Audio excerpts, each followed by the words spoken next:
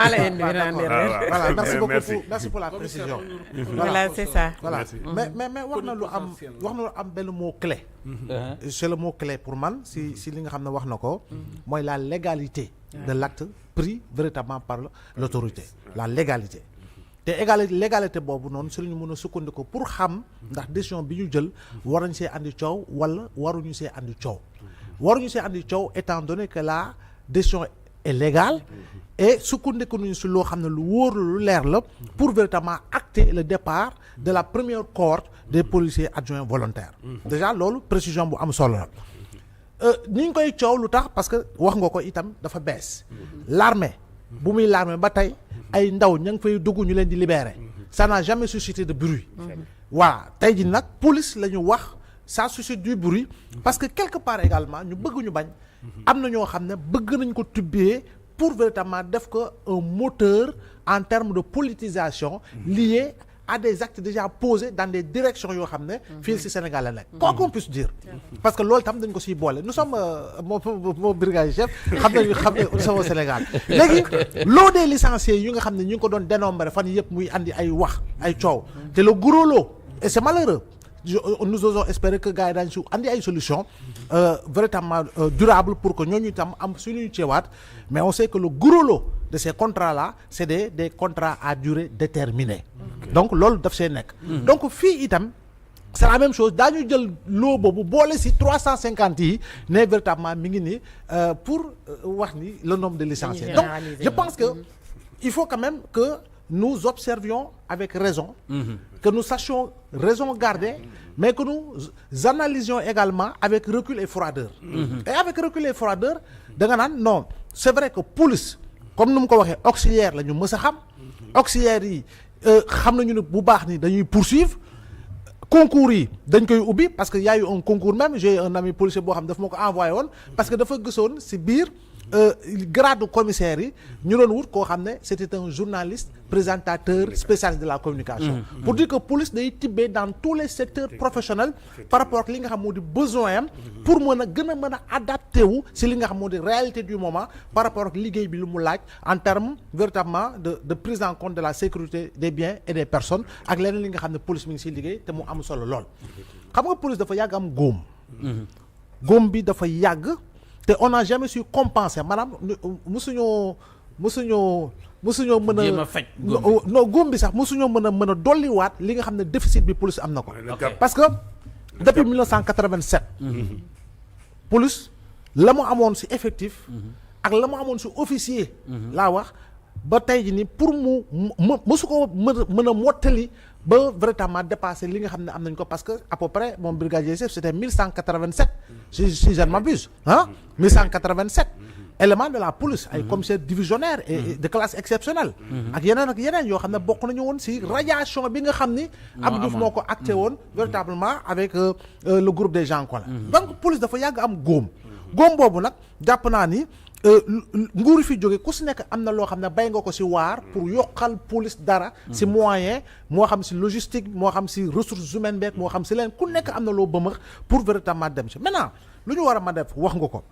naka la ñu mën a def pour réajuster parce que ñun Sénégal itamit bu ñu toppoon li nga xam ne moo nekk suñu constitution te ñu am moyens yi maa ko yow xëy na ay jamono defoon nañu service militaire parce que le service militaire est inclus est obligatoire mi ngi si charte mi ngi si ndeyu charte réew mi donc amuñu lu tax appliqué ko ñu c'est parce qu'on n'a pas les moyens kon boog maa ko yow bu ñu defoon service militaire dañuy libérer on redevient civil nekk suñuy activité nga nekk journaliste mu nekk journaliste béti nekk animatrice bi ak yu demee noonu kon pour dire que formation moo xam police la moo xam formation l'armée jàpp naa ne dëkk bu ne da nga see war a góorgóorlu pour say ndaw aller de vraiment mën a def le plus grand nombre mën a def formation parce que ñun dañu naan tey jii nii yàlla bu ñu yàlla nattu woon guerre am maa ngi yow nu ñuy ci arme tey boo demee Israël ils ont le plus gros si wàllu réserviste parce que foofu ku ñëw da ngay dem jàngi l'armée donc pour man insécurité mën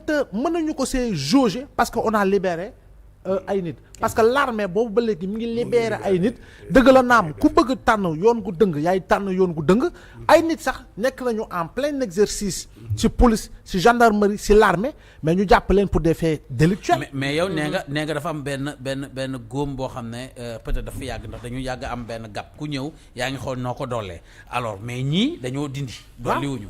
waaw mais xam nga est-ce que nekkul gën a gas. non xam nga lu tax. yow mataloo. non ñuy mottali yow nga ñëw ñañ jot a mottali. le mot légalité bi mu wax. waaw loolu aussi xam nga comme je dis.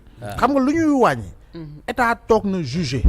juger na jaugé na. xam na ni xel que ni dafa tolloon benn période Sénégal nga bëgg nga bañ bi tey. taskatu xibaar nga. waaw 2020 ba 2024. xam nañu xel ni. am na recrutement massif boo xam ne am na fii ci Sénégal. mais lu bari tamit jaarut yoon comme ni mu war a mën jaaree yoon. voilà donc am na lu bari loo xam ne daan nga ko dégg. am nga ñoo xam ne comme mon brigadier ñu nekk en exercice. lu bari ñu ngi ko doon joytu dans le modus operandi par rapport ak li nga xam moo di wàllu recrutement bi. donc je pense que une police aussi. Notre police elle est professionnelle jusqu'au bout. Effectivement bi tey suñu police bi c'est une police extrêmement professionnelle. Ce n'est pas pour rien que suñu police bi elle est présente sur pratiquement tous les terrains d'opération en Afrique. ay femmes commissaires récemment on les a décorées. par rapport ak liggéey bu rafet bu ñu def fële dans la région au niveau du Congo. par rapport à la mission des Nations Unies. kon boog ñun. dañoo am ay takk der muy police muy l'armée muy leneen loo xam ne saa su ne dañ leen waree di delloo njukkal parce que itamit ñu bëgg ñu bañ des brebis galeuses comme man yana dans le journalisme n'est-ce pas mais dans la police yana dans la gendarmerie yana mais li ëpp solo si wàllu police wàllu gendarmerie ay góor ay jigéen ay mag ay ndaw lañu yoo xam ne bi tey dañuy bàyyi lal gu nooy dañuy bàyyi kër gu climatiseur di tàq dañuy bàyyi añ gu saf dañuy bàyyi reer gu neex. nekk ci mbedd bi ngir ñun suñu sécurité. kon boog ñooñu en réalité waruñu sax tibb wax yoo xam ne mën na créer loo xam ne amaana mécontentement sax amaana mën na juddoo foofu. parce que ñu pour man le seul discours qui vaille c'est l'opérationnalité par rapport à la prise de décision mu adossé wu sur la légalité. après on va chercher nag des solutions alternatives pour véritablement ñooñu quelle réinsertion. véritablement dans la vie civile. Quelle réinsertion le débat devrait être là-bas. tey ñooñu nga wàññi ak la ñu am ci formation ak la ñu am ci expérience pendant 4 ans. mais naka lañ koy agréger dans d'autres secteurs d'activité professionnelle. ci mbay bi ci sàmm gi. ci leneen ak leneen ñu xool ay alternatives pôles territoriaux yi ñi nga xam ne ñoom ñu andi nañ ko ci seen programme ñooñu lan lañ ci war a mën a liggéey par rapport à expérience bu ñu am et cetera man pour man débat bi foofu la mais le débat n'est plus di insister ci naan noo dàq nañu wàññi nañu. pour man en réalité comme dara am na. on doit pouvoir en profiter pour avancer dans la réflexion dans la cogitation permanente pour trouver véritablement des solutions et débat bi foofu la war a nekk bi tey. non mais je pense que débat bi dina fa nekk parce que le fait que ñu leeral que ne seen contrat moo jeex.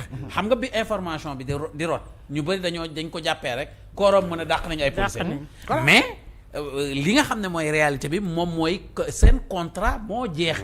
te ñi nga xam ne seen contrat moo jeex bañ koy signé xam nañ li ñuy signé.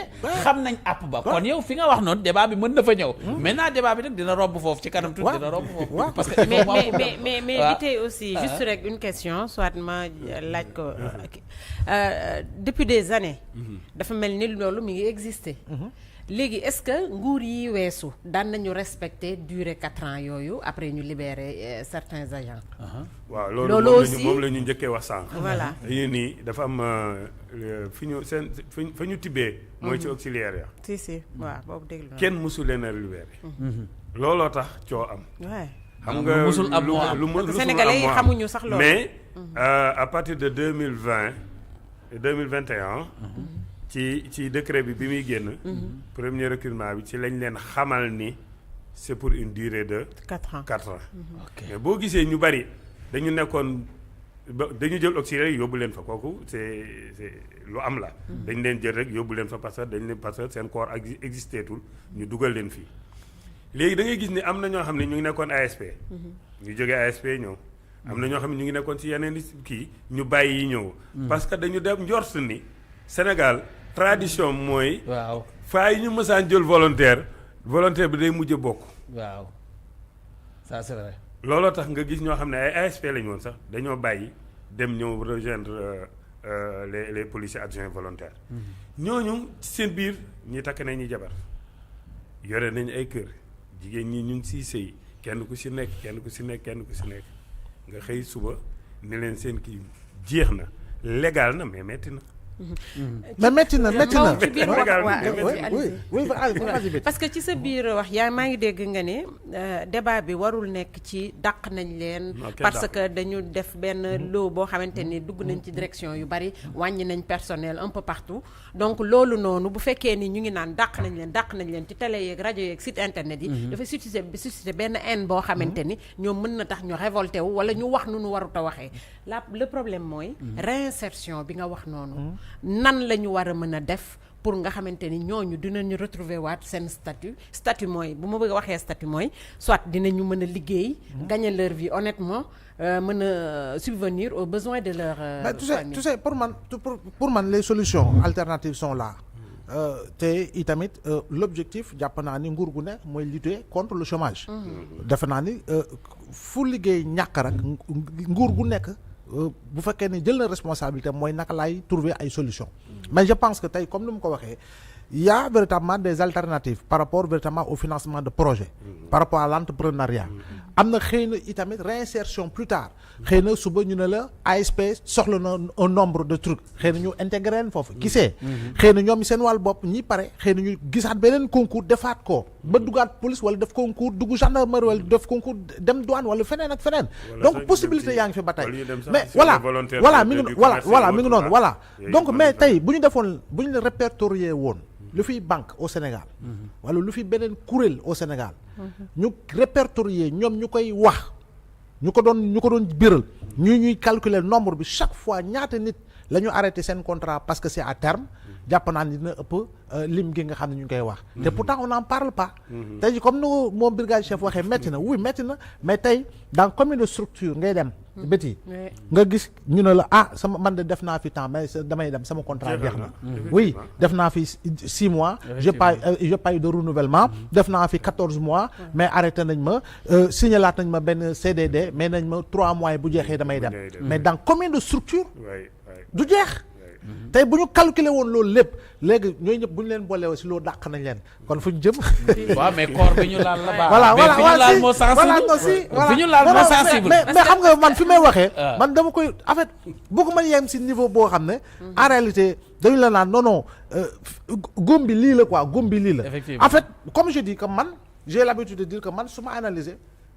c'est-à-dire que oui émotion bi le citoyen le Sénégalais que je suis le père de famille que je suis oui mais si exercice métier bi mais c'est toujours avec recul et froideur parce que doo tooñ kenn doo parparloo mais quand même di nga créer di nga xool effectivement disséquer le fond effectivement lan la war a mën a doon baara wallaay xam nga itam faut pas que ñu jaawale paramilitaire bi ak civil ñoom dañ leen di former bango am fu ñu leen jaarale te dañuy teel a retraité mais c'est des bien portants en général waroon nañu di leen recruter ci ñi retraité ak seen expérience ak seen xam-xam